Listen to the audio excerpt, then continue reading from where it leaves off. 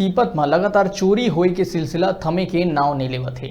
सीपत थाना ले 100 मीटर की दूरी में स्थित मोबाइल दुकान में एक बार फिर अज्ञात चोरमन लगातार चौथा बार सेंधमारी करके मोबाइल एसेसरीज सामान सहित लगभग 20,000 रुपया के सामान पार कर दिहिन। थाना प्रभारी मान सिंह राठिया स्वयं घटनास्थल के जायजा लेके अज्ञात चोर मन के पतासाजी में जुट गए है। लगातार हुआ चोरी ले व्यापारी मन के जीना दुभर हो चुके हैं।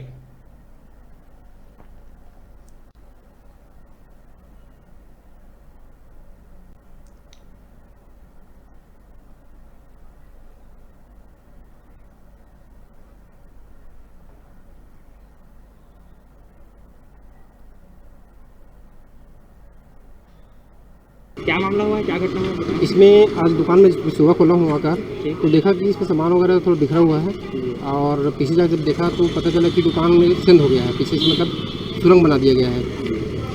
क्या क्या सामान कितने की लागत चोरी हुई? इसमें लगभग 20,000 समथिंग। और कैसा टाइप का चोरी है? पहली बार हुआ है कि नहीं, इसमें तो भी फिलहाल लगातार 4 बार हो गया है, चौथी बार है।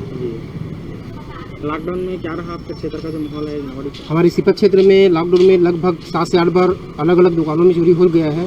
इसके बाद भी पुलिस वाले लोग भी ध्यान नहीं देते हैं, है ना। इसी वजह से हमारी दुकान में आज दोपहर मतलब रात में 2 बजे फिर चोरी हुआ मेरे यहाँ। आपके दुकान में कितनी बार चोरी हुई है? मेरी दुकान में अभी मिलाकर 4 बार हो गया है। क्या आपको कुछ संदेह है? कुछ अब संदेह तो नहीं है। क्या चाहते हैं आप पुलिस से? मैं तो ये चाहूँगा कि भाई थाने प्रभारी जो है इंक्वायरी करें और जांच चोर को पकड़कर जल्द से जल्द मतलब कार्रवाई करें।